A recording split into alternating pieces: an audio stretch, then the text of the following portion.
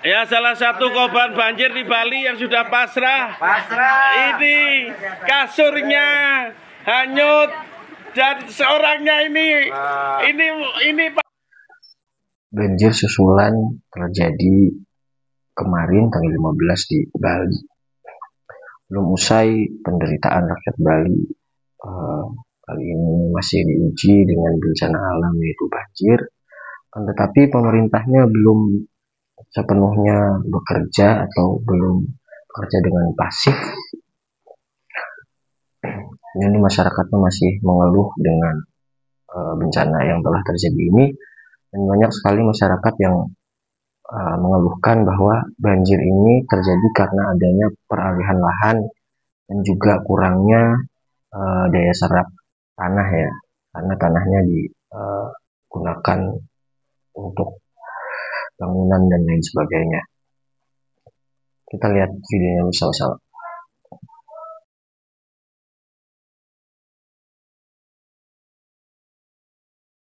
Ya, salah satu korban banjir di Bali yang sudah pasrah. Ini kasurnya hanyut dan seorangnya ini pasrah ini dah. Kelelahan Pak. Iya, Pak Gubernur gimana ini Pak Gubernur? Tolong. Ayo, mohon untuk segera diantisipasi banjirnya. Evakuasi. Aduh. Saya nggak butuh beras Pak, saya butuh spon Pak, butuh spon tempat tidur itu aja dah. Aduh, beras alhamdulillah banyak kiriman Pak, alhamdulillah. Ini kejadian tanggal berapa? Hari ini bukan tanggal 10 loh. Bukan tanggal berapa Min? Ini kejadian hari ini tanggal 15. Tanggal 15. Tanggal 15 bulan 9 2025. Alhamdulillah Pak, masalah beras atau nasi tetap kita kiriman. Cuman ini yang tidak ada yang ngirim Pak. Tidak ada yang ngirim. Iya, ini ya. Aduh.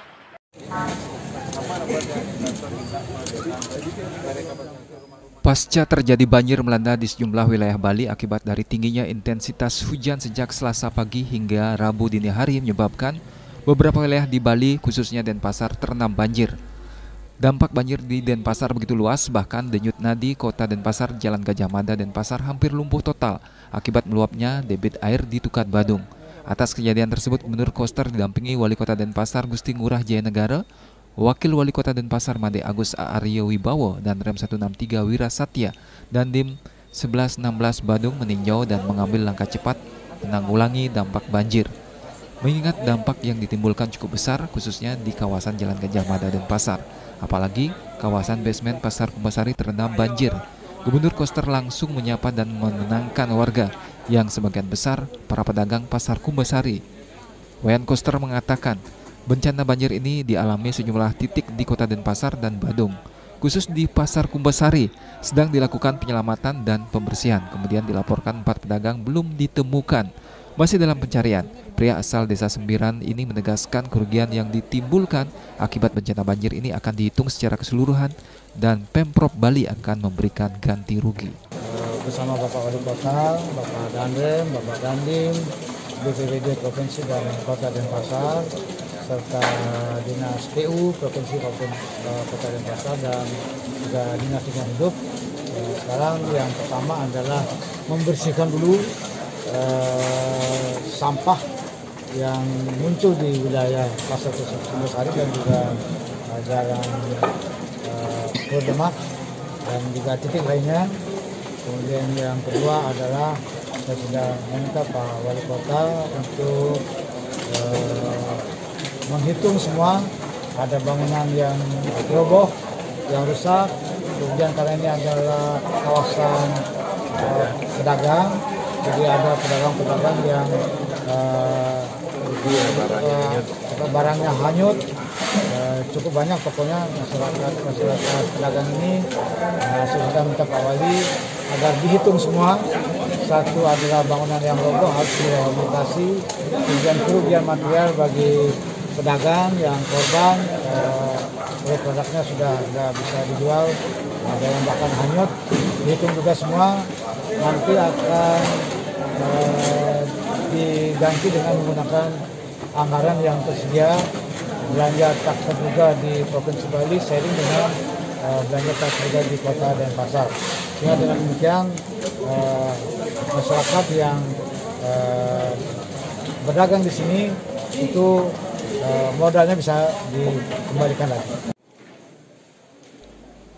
Sementara Komandan Korem 163 Wirasatya menyampaikan bahwa dalam pencarian korban sudah ditemukan 2 orang di sungai kawasan Jalan Taman Pancing Denpasar Selatan dan sudah dibawa ke Rumah Sakit Prof. Murah Sanglah. Ia juga menghimbau kepada masyarakat yang ada kehilangan sanak saudara untuk melapor ke Pemkot Denpasar dan Kodim 1116 Badung. Kami sudah mengerahkan pasukan kurang lebih ada 420 orang terkait dengan ada beberapa titik yang disampaikan oleh Bapak Gubernur dalam rangka untuk penanganan awal. Penanganan awal untuk mencari korban, sudah ditemukan 2 korban di daerah Taman Pancing. Saat ini sudah dibawa ke Sanglah.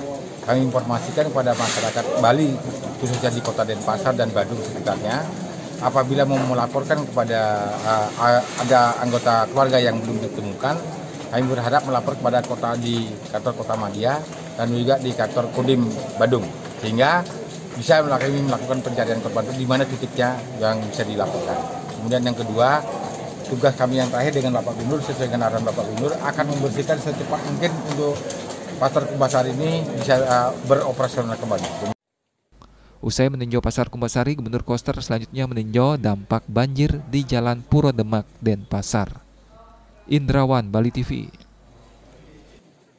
Kami akan mengevaluasi alur sungai dari hulu sampai hilir, terutama sungai-sungai besar yang hilirnya di Denpasar, seperti Tuka Badung dan sungai yang lainnya. Ada di mana hulunya saya akan menugaskan tim untuk melakukan survei lapangan.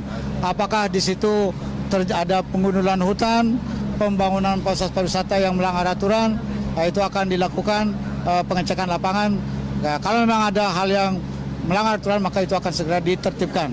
Dan ke depan dari pelajaran ini tidak boleh lagi ada pembangunan fasilitas pariwisata maupun tindakan masyarakat yang melakukan perusakan ekosistem alam yang membuat situasi seperti sekarang ini. Ini pelajaran.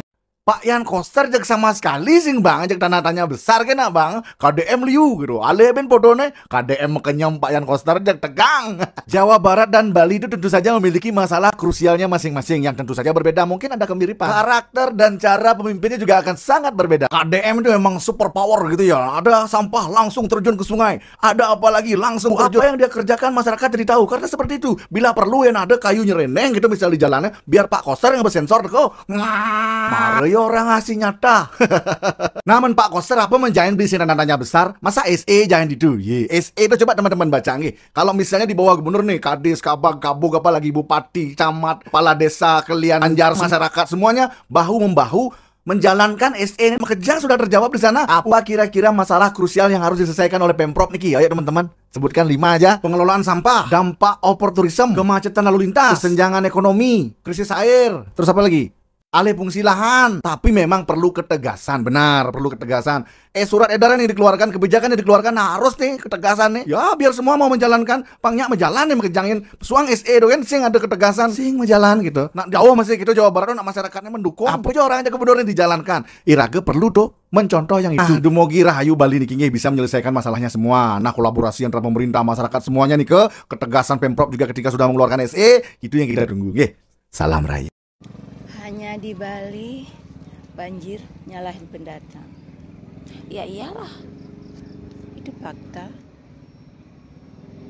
Kalian para pendatang bikin sampah tapi tidak mau bertanggung jawab atas sampahnya, membuang sampah sembarangan, diam-diam menyelinap, membuang di sungai, di got-got, di tempat-tempat yang tak berpenghuni.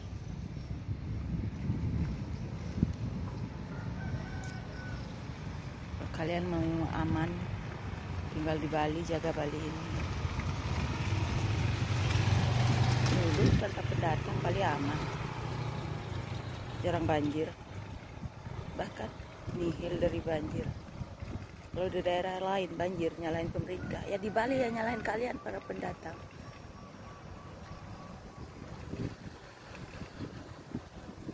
semua pendatang seperti itu. Ada juga pendatang yang bertanggung jawab atas sampahnya dengan cara membayar mengangkut sampah. Tapi sekarang pembuangan sampah sudah nggak ada. Kalian mau bagaimana? Siapa yang mau mengangkut? Kalau kalian yang nggak mau berusaha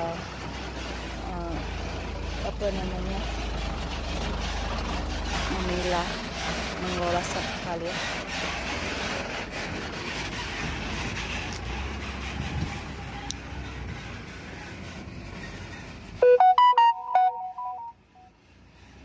itu saran saya juga buat bapak-bapak pemilik kontrakan, pemilik kos-kosan, harus mewajibkan warganya, anggota yang tinggal di kos-kosannya itu memilah sampahnya. Jika salah satu nggak ada yang terlihat memilah sampahnya, berarti dia membuang sampah sembarangan, dan itu harus dikenakan hukuman, denda, apalah. Kalau udah kayak kemarin hujan sekali, sudah kalian tahu rasa itu. Oke? Jaga Bali, jangan buang sampah sembarangan. Sudah sering aku edukasi, berkali-kali aku tidak mengajarkan, tidak mengajari, tapi aku menunjukkan dengan caraku sendiri. Tapi kalian semua pada masa bodoh, suka-suka gue. Nah, kalau alam sudah berbicara, mau suka-suka gue lagi? Untuk pemerintah atau jajaran kepemerintahan yang ada di Bali, semoga segera menemukan solusi yang tepat untuk menangani bencana alam kali ini, yaitu banjir di Bali, agar masyarakatnya tidak terus mengeluh dan tidak terus menderita akan terjadinya bencana ini. Dan semoga para korban jiwa dan juga korban seluruhnya yang menjadi korban banjir di Bali mendapatkan santunan dari pemerintahannya, dan juga agar masyarakatnya bisa kembali perekonomiannya kembali normal seperti sedia kala, dan juga Bali menjadi salah satu provinsi dengan destinasi wisata yang sangat menarik ya, banyak turis dan wisatawan yang terus berdatangan di Bali. Semoga bencana yang terjadi ini, bencana susulan ini yang terakhir, dan semoga Provinsi Bali menjadi kembali membaik dengan segala keindahan alamnya, dan juga pemerintahannya semoga mencarikan solusi yang terbaik agar Bali menjadi provinsi wisatawan bisa dibilang terbaik di Indonesia juga ya, karena banyak sekali wisatawan yang berkunjung di Bali karena alamnya yang sangat cantik, sangat elok ya untuk dikunjungi. Semoga bencana ini menjadi salah satu tolak ukur untuk kedepannya agar bisa tata kelola bangunan dan lain sebagainya bisa dikelola dengan baik, dan masyarakatnya menjadi mandiri dan ekonominya berkembang seperti sedia kala. Mungkin itu saja yang bisa saya sampaikan. Mohon maaf apabila ada salah kata. Assalamualaikum warahmatullahi wabarakatuh.